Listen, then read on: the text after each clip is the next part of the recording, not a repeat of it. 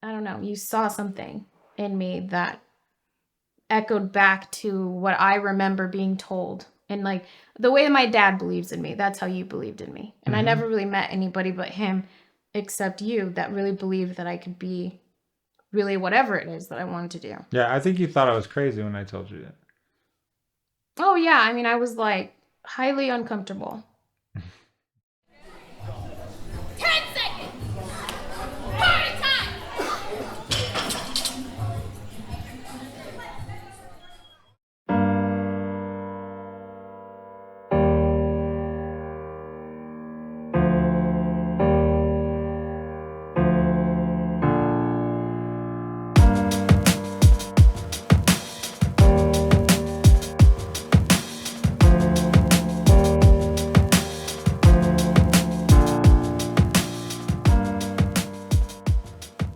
I'm Somone Wilder. This is my husband, Javon Wilder. We own Jefe Crossfit in Glendale, Arizona.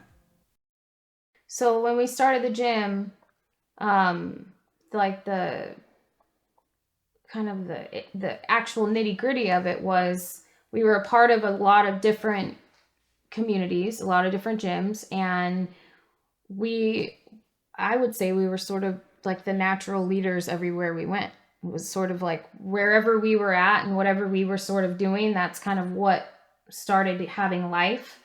So we started doing our own thing in our garage. And and like we started doing this thing called Mimosa Sunday. So our thing is like if you feed people and give them alcohol, they will come. And it doesn't matter what you ask them to do when they arrive, as long as there's food and alcohol promised, they'll show up. So that's exactly... Yeah, it is what drives you. So that's exactly what we did. So on Sundays in our garage, we would invite just whoever wanted to come over, come and work out, but you have to bring something, and you have to bring someone. So people would come, and next thing you know, in our little like 2 garage, people, it was like 8 people. Yeah, it was like 36 24 people. Yeah, 36 people running down the street at 8 a.m. on Sunday morning, and Now we're getting HOA warnings. Yeah, in our tiny garage, we're getting a neighborhood watch and neighborhood like code compliance. Yeah. Out, like you guys can't operate a business out here and all that type of stuff. And so at a certain point, I think in that little garage setting with the people that were there with us originally, there was just kind of this, you guys need to have a gym. Assumption. You should start a gym. You should do this. We would work out, and at the end everyone's tired, just laying on the concrete, dirty concrete, didn't matter. We're just laying there, just bullshitting, thinking of, what if, hey, you guys, you ever thought about opening your own place? Or we should do this. We, as our little garage community, we should have our own place. We should have our own place. So then we started saying, well, what would we call it? So, we got into that discussion. It was probably a good 2 or 3, weekends in a row where we'd finish up laying on the concrete, barely able to breathe. But then, we're talking about, El Jefe is what, eventually what it became. So when somebody joins the gym, I get to know them and I have genuine love for them. And so, if somebody quits the gym, if somebody, She used to take it real personal. Yeah, if somebody, I find out they're, talking trash about us and we're like, what the fuck, we bend over backwards for people. And at least for, from our perspective, we give everything we have to them. The late night conversations of support during bad times. And the next thing you know, it's like, hey, fucking gone. Bye. Don't like this place.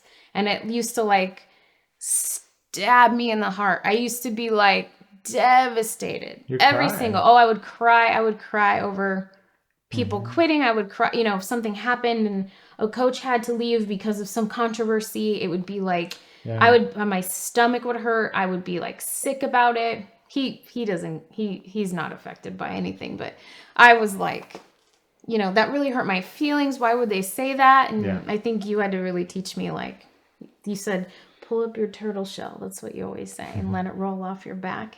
Mm-hmm. So I'm getting better about that without losing the thing I think that makes us special is that it's true. You know, when somebody joins, I really do care about them. And I'm so, you know, I'm so grateful that they chose us. You know, I'm so grateful that they decided that they're going to come here and this is where they're going to be the most vulnerable in front of all these strangers. And they're going to trust me to help them get better. And they're going to, you know, fail in front of me and it's going to be okay.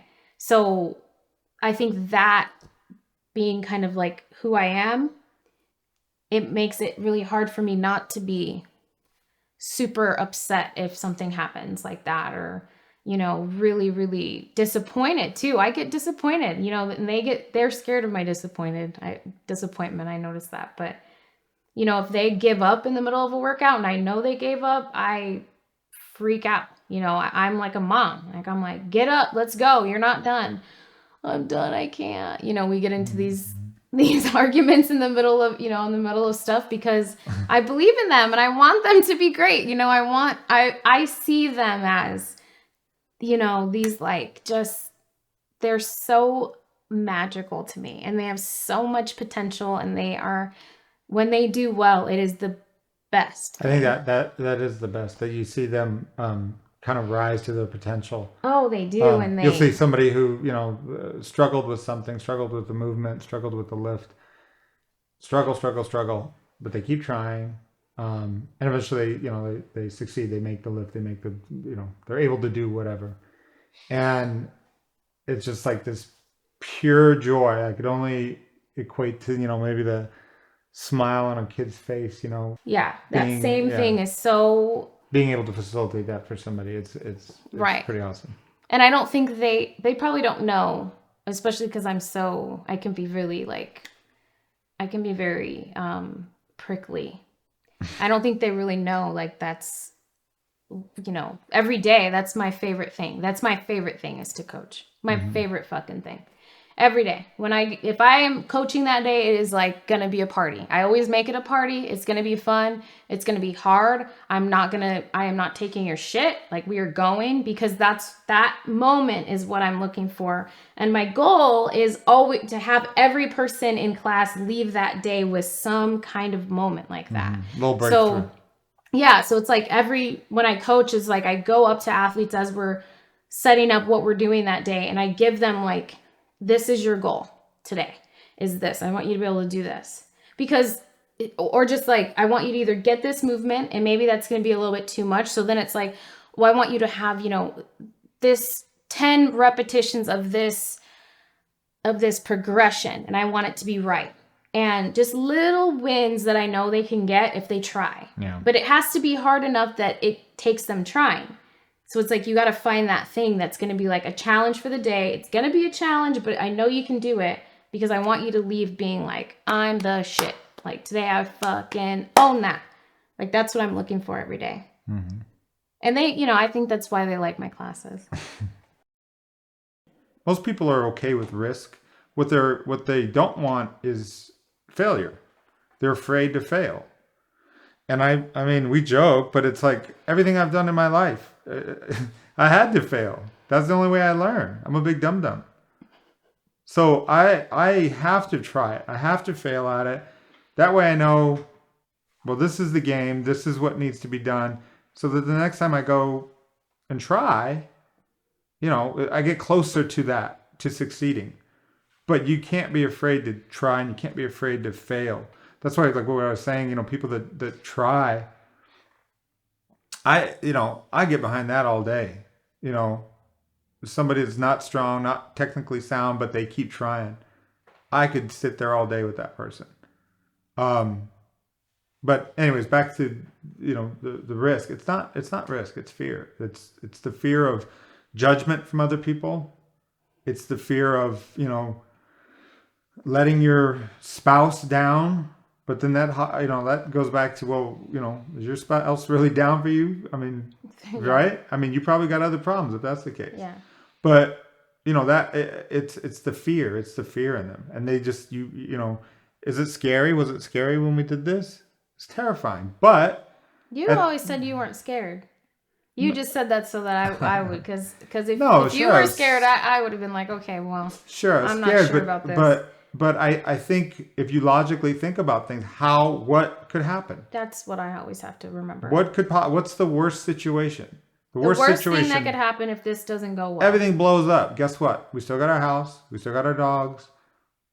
You know, if I have to go get a 9-to-5 job, if you have to go back to the city, but at least you tried. At least you tried.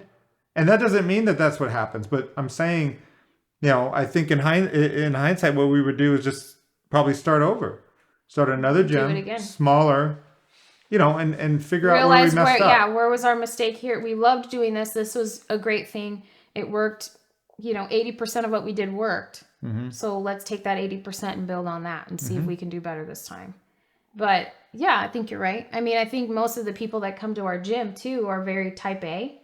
I think when you get involved in this type of training, you kind of have a certain type of personality that is very much about being perfect, and wanting to get it right and wanting to be the best.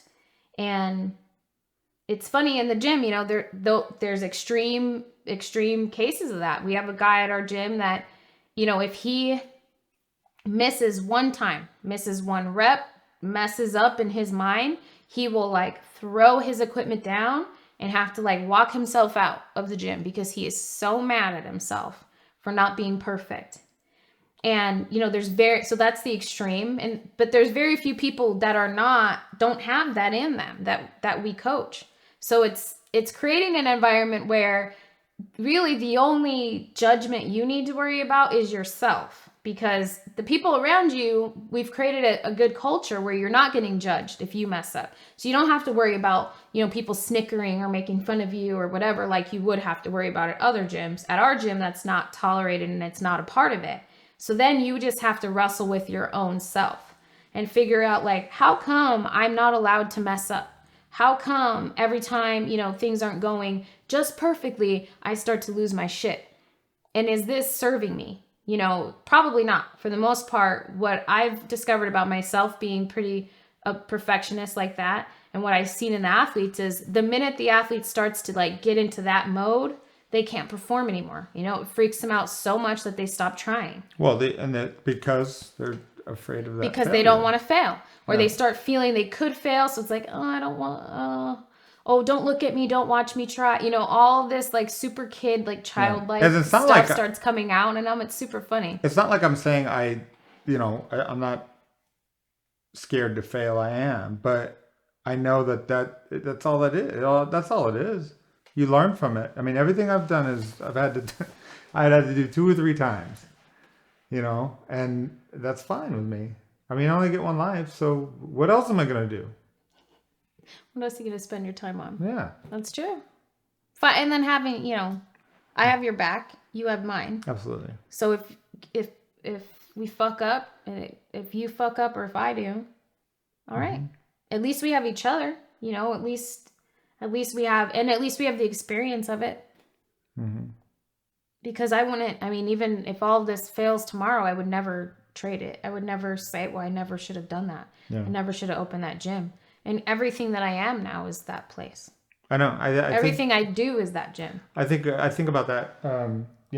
If everything just went away, I think I would never say, oh, I regret that.